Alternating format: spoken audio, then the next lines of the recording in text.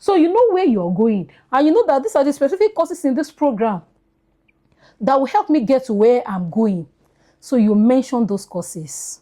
Take them up by their words, something that the university has said. That's why I said it's really important for you to study the university's about page.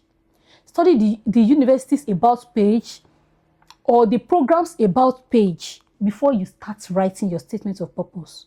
How what that professor is doing aligns with where you are going or what you want to become or what you are even already doing too, in very specific ways. Hey there, welcome back to my channel.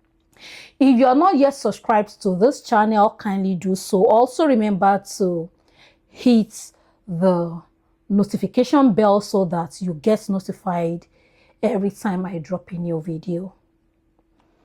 On this episode, we are going to be talking about statements of purpose, how to write a perfect statement of purpose.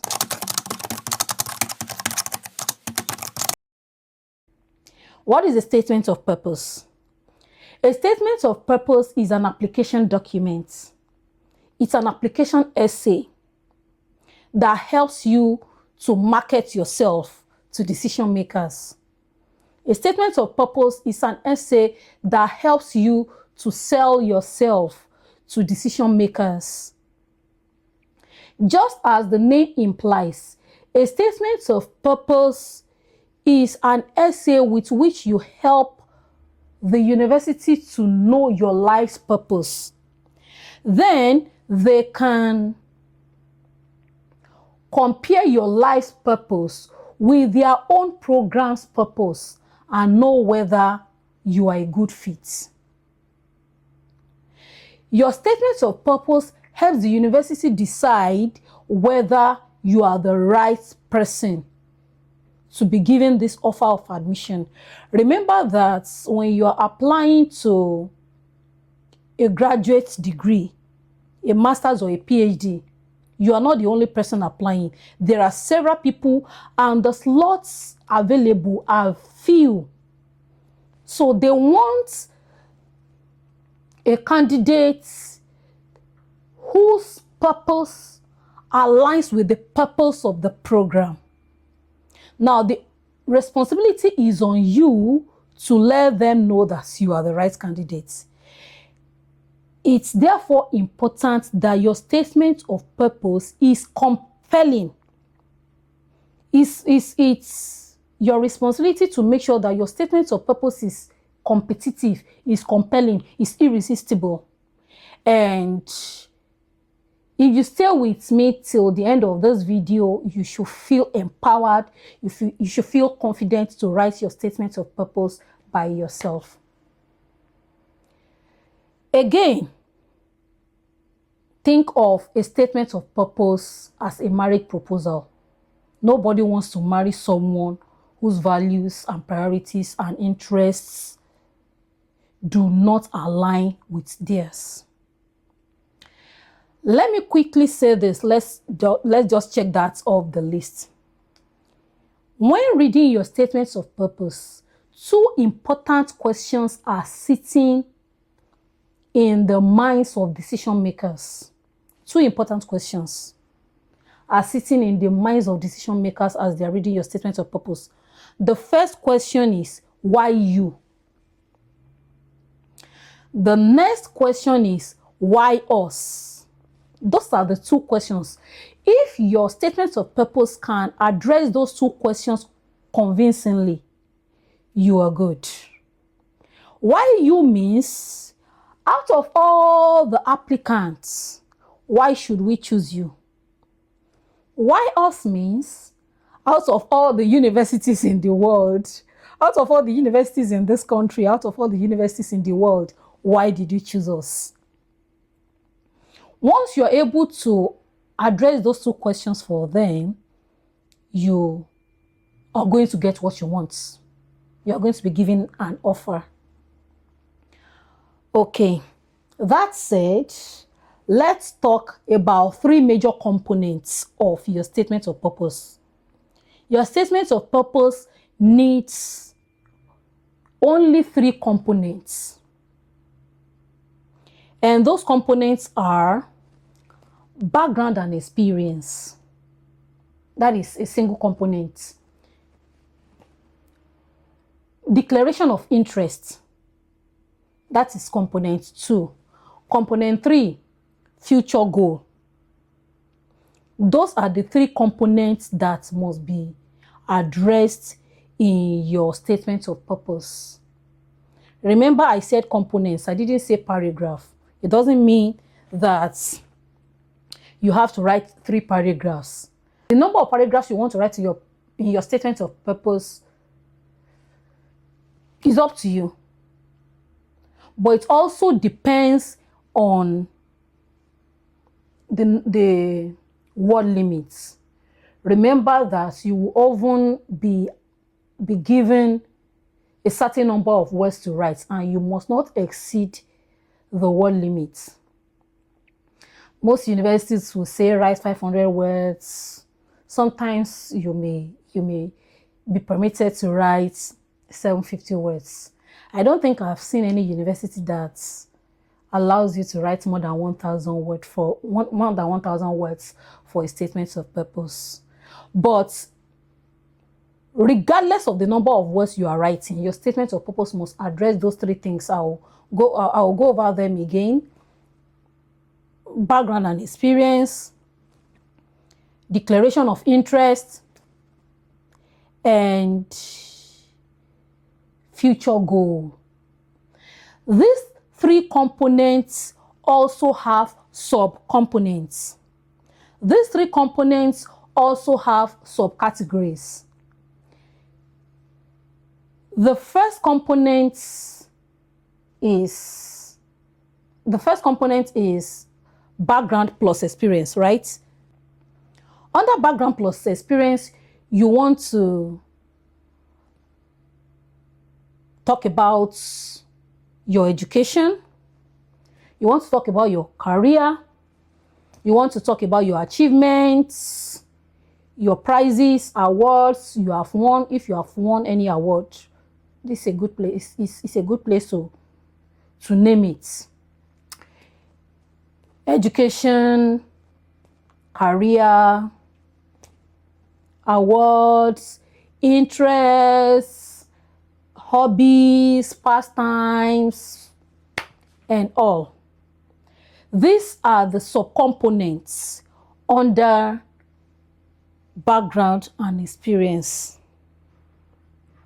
But remember, you don't want to just write an autobiography in the name of telling us your background and experience. Nobody is interested in your life's history. You are to pick only relevant aspects of your background, only relevant aspects of your education, only relevant aspects of your career. Anything from your background that doesn't serve the interest of this program you are applying to, you really don't need to talk about it. That is number 1. Number 2, as you're talking about your background, you want to show yourself as a problem solver. You want to show yourself as a problem solver.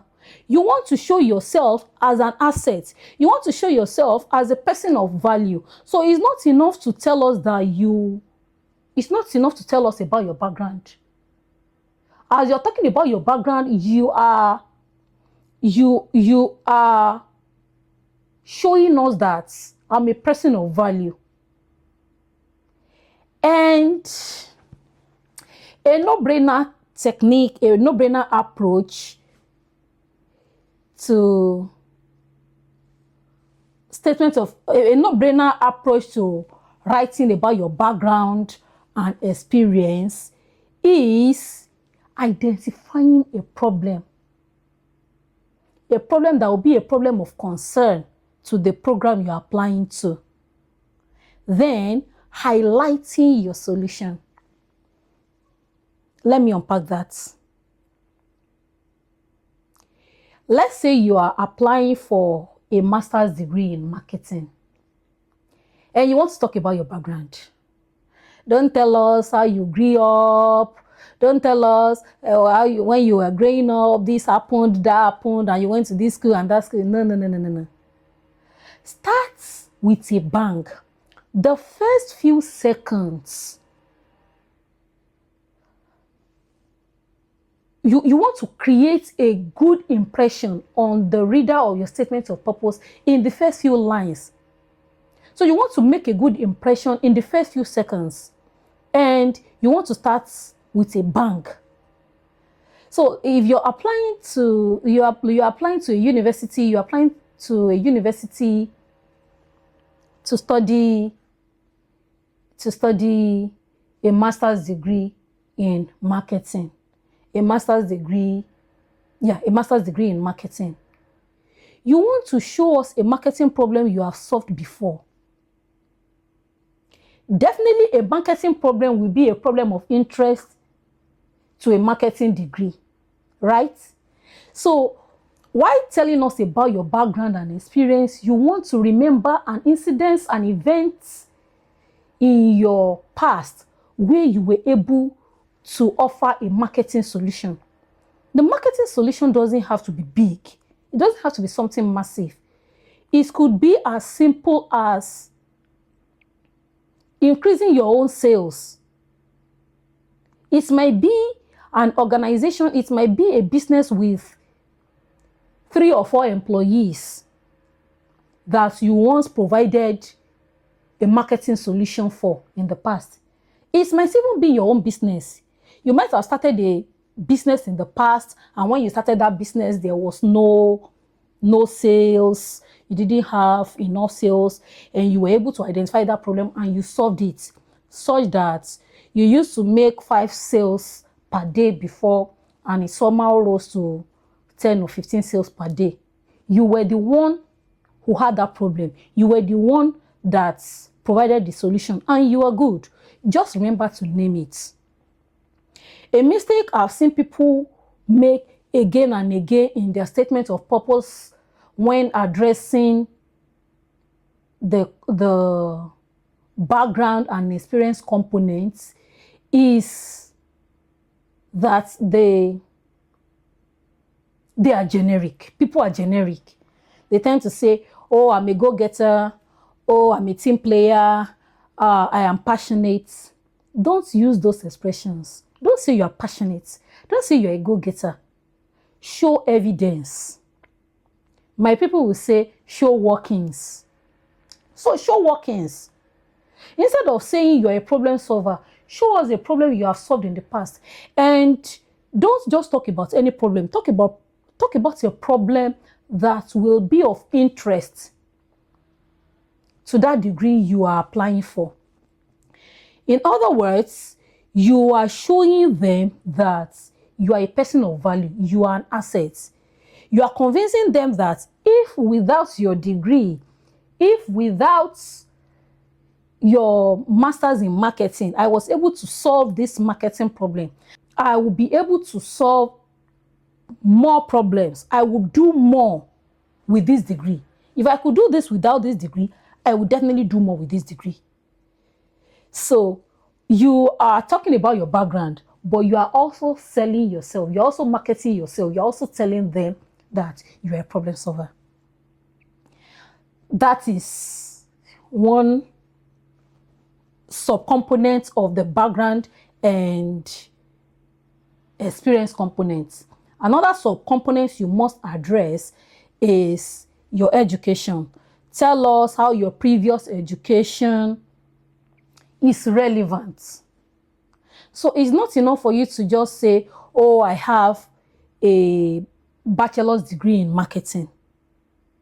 Go on and tell us how that bachelor's degree connects, is relevant, serves the interest, serves the purpose of this master's degree or this PhD you are applying for. Don't expect them to know. The fact that my bachelor's degree says marketing should make you know that I'm a good fit. No. You must be able to demonstrate in specific ways, in a non-generic way, how your education connects with the next education, how your previous education connects with this graduate education you are now applying for. Again, it is possible that you have a previous degree that is not directly related or that is not directly relevant. I assure you, there is a way you can make it match. There is a way.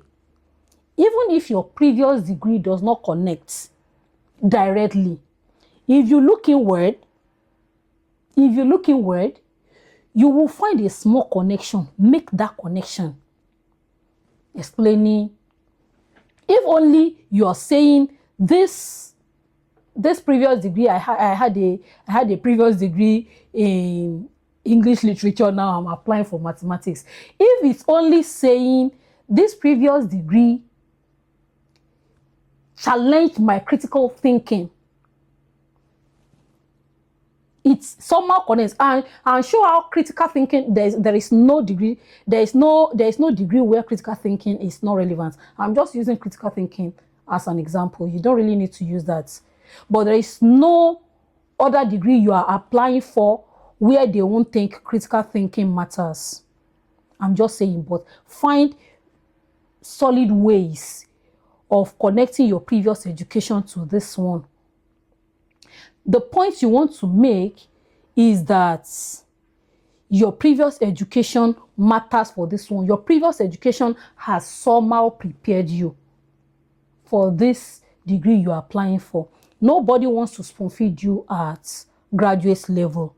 So you have to show that where you are coming from, your background, your experience prepared you for this. So far, I hope I'm making any sense to you. I hope you are learning. All right, let's move on.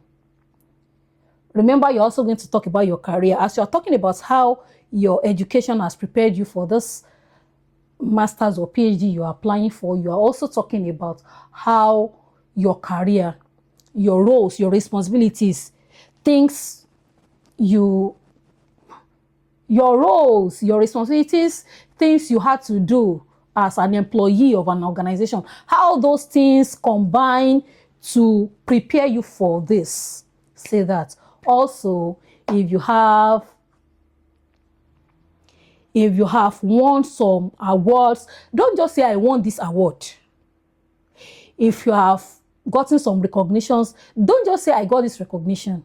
Show why you got that recognition and why it matters. Show why and how you got that recognition and why that recognition matters. If an organization recognized me as an education leader, an education influencer, for example, if an organization recognized me as an education influencer, it should matter for a master's degree or a master's degree or a PhD in education leadership or in education psychology or in education this or education that. It should matter to them.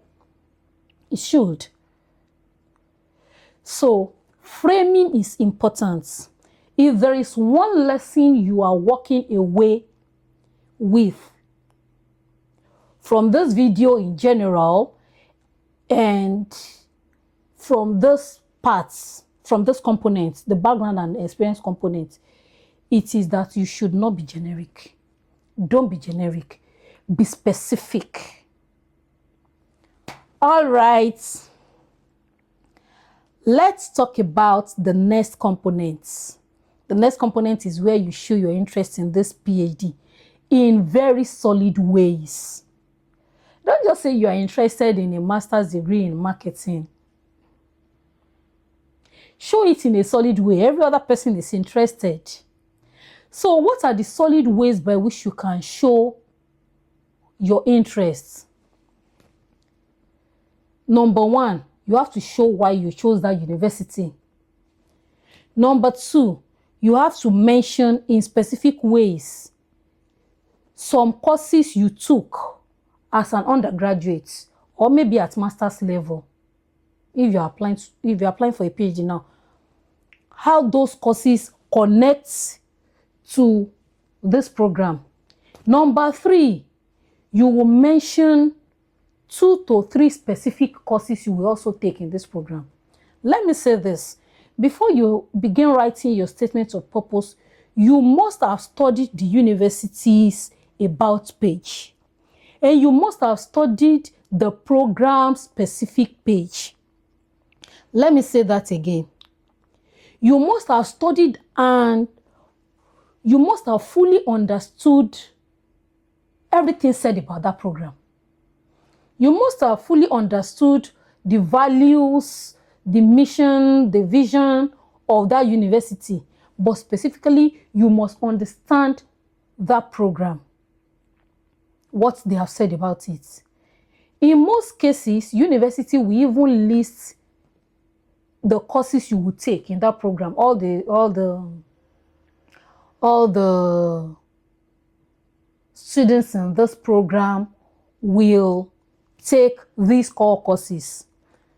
Please take note of those core courses. You are going to refer to them in your statement of purpose. So when you start writing your declaration of interest, you want to name why you chose that university. You want to mention specific courses you have taken in your program. If you have a bachelor's degree in marketing, you must be able to name 2 or 3 courses you took in that bachelor's degree, or 2 or 3 courses you took in your master's degree if you are now applying for a PhD.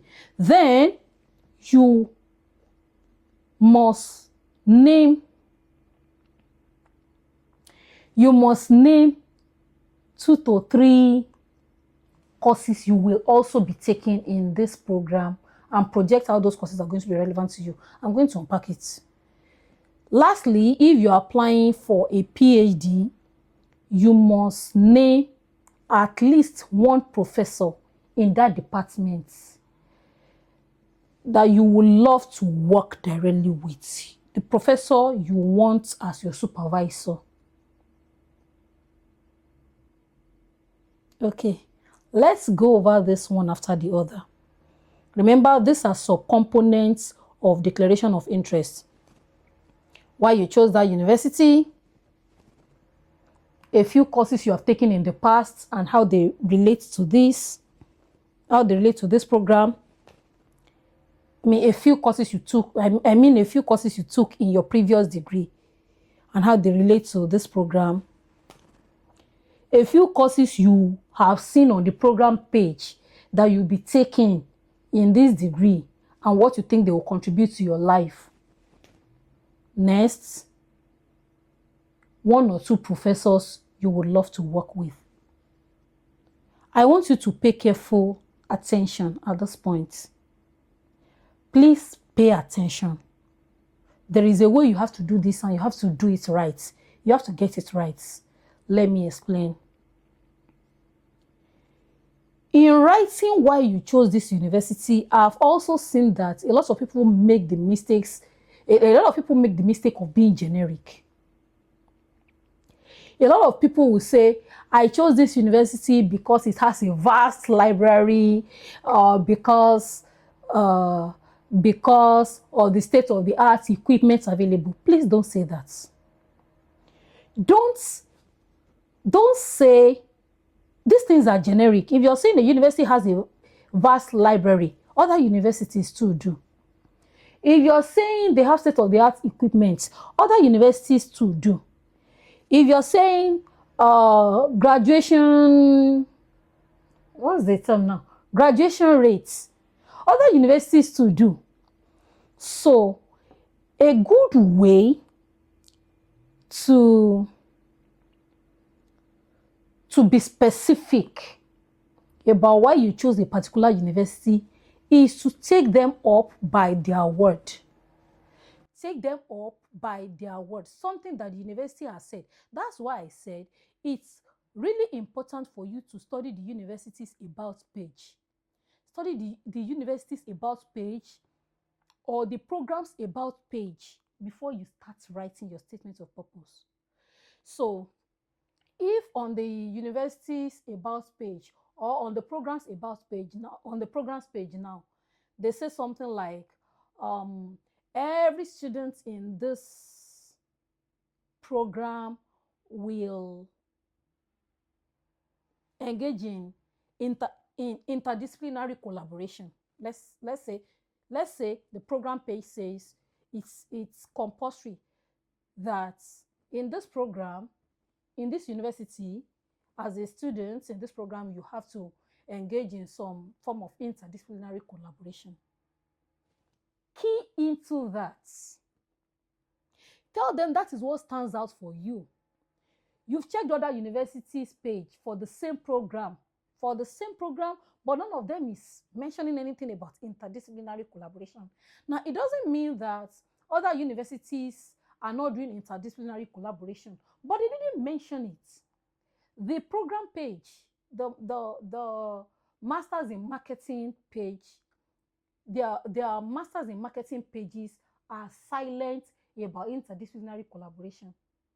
And this university you are applying to is vocal about interdisciplinary collaboration. Key into that. Tell them that is the exact reason why no other university is serving your interests.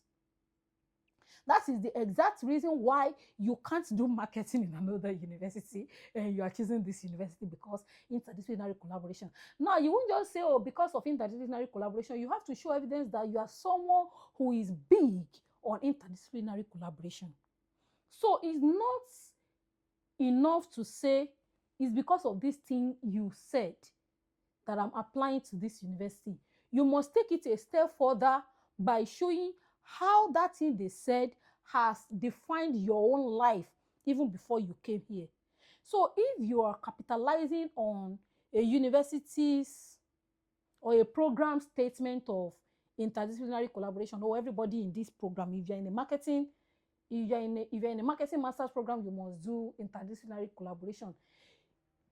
As you are keying into it, you are showing that you've always been an interdisciplinary collaborator. And you mention one or two instances where you have collaborated on a project with someone who is from an entirely different field.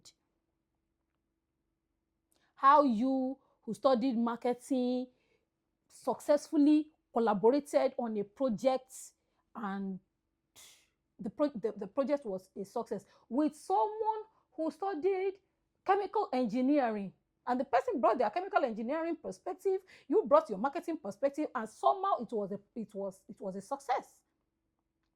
So that's what you want to show. Let me recap that. Why did you choose this university? You won't say because state of the art, because library, because faculty, because graduation rates. Those are generic. You will pick a specific thing they said in the program, a specific thing they said on their about page, on the program page. And then you key into it that is why you're choosing them. You also show your track record, or your track record of having done something like that before, or how such a thing has defined your life. I hope that makes any sense to you. That way, you have answered the question, why did you choose the university? Why did you choose this university? Next, you are going to mention the specific course titles from your bachelor's, if you're applying for a master's, or if you're applying for a PhD, specific course titles from your master's. Sociology of education. How sociology of education has prepared you.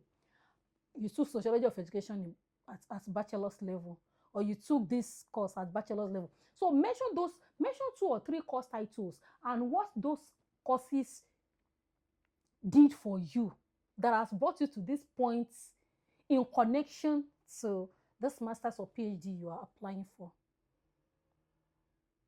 Does it make any sense? If it does, kindly give me a like, a thumbs up, a comment, and again, just stick around. Stick around. We are getting somewhere. Now, once you are done with that, go on and mention 2 to 3 course titles in this program that you are applying for. I have said chances are very good that you will see the courses you will take in that program listed. Mention 2 or 3 course titles and project how you think those courses will shape you, how they will help you to become whom you want to become. How those courses will so if the program has listed EDG 7520, EDG or EDF or GMT, depending on the course code, mention those courses so they know that you did your research. Mention those courses and explain in specific ways. Don't say this course will make me a better person. Please don't say that. Don't say this course will make me a better person. Don't say this course will prepare me for my future goal. How? Explain in specific ways. You know you are projecting. That's your way of showing that I know what I want and I'm coming for it. You know the saying, the old words steps aside for a man who knows where he's going. So you know where you're going, and you know that these are the specific courses in this program that will help me get to where I'm going. So you mention those courses. Next, you mention 1 or 2 professors in that university that you'd like to work with. Before you write your statement of purpose, especially if this is a PhD, it's just a great idea for you to have cold emailed a professor. If you don't know how to write a cold email, I have another video which you like to watch to teach you how to write a cold email. So before you write your statement of purpose, you must have sent a cold email to one professor, at least one professor in that department, and you must have gotten the positive response. I know that some universities are now saying it's okay, you may not cold email. It's okay, they may not pre-assign you, or you don't need to pre-identify a potential advisor. Some universities are now saying that. But whether a university explicitly asks you to pre-identify a potential advisor or not, every university, every institution expects you to be intentional at graduate level. And one way by which you can be intentional is to have reached out to a professor, at least a professor, in a cold email. So mention that professor that you would love to have as your advisor. Mention that professor that you would love to work with. Mention them. And don't just say, I want to work with Professor XYZ because their research interest aligns with mine. Their research expertise aligns with mine. Don't just say that. Show in specific ways. What is Professor XYZ doing? What do you want to do? What is Professor XYZ doing? What is Professor XYZ's research expertise? So you will name that professor's research expertise. These are things you must have done. Your background work you must have done before you write your statement of purpose. So you name that specific thing that that professor is doing. His research, that professor's research, you mention it, and you mention your own interests, where you are going, how what this professor is doing as far as research goes, how what that professor is doing aligns with where you are going or what you want to become or what you are even already doing too, in very specific ways. In very specific ways. How being under that professor might help you. You may name 2 professors. but at least mention one. Mention one. Mention one. So if you are able to do that successfully, you have answered the why us question. Remember, I mentioned earlier that the two questions sitting in the minds of the reader of your statement of purpose, or readers of your statement of purpose, are why us, why you, and why us. So the moment you mention the specific thing that they said about their program, the moment you mention that as the reason why you chose them, and you go on to mention specific courses you took in the past and how those courses are relevant to this course, and you go on to mention specific courses you are going to take in that program and how those courses are going to shape you, and you go on to mention specific professors whose research expertise aligns with your own research interest or aligns with what you want to do in future, what you want to do with your life, you have answered their why us question. That is declaration of interest, the declaration of interest component of your statements of purpose. You know, you have answered the why you question earlier in your background and experience components. You've answered it, but you've not finished answering it. You are also going to answer it again under the future goal component. Now, the future goal component is the last component in your statement of purpose. And that component is it is in that component that you explain what you want to do with this degree. Don't even if you don't have clarity, don't get into a PhD, don't get into a master's program, especially as an international student, without being able to confidently say, after this PhD, this is what I want to do. And don't be generic. Don't say, I want to get a role as a marketing consultant with a big organization. Which big organization? So you must be specific. Again, don't be generic. Be specific. At the end of this PhD, I want to work with, have one or two specific organizations you want to work with in mind, or you want to have your own business, your own startup. Be specific. Place, the specific place where you want to work, the specific country where you want to work, the specific country where you want to work in after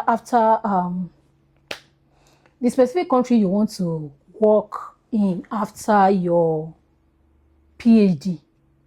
Name it. Name the specific states. Name the specific organization.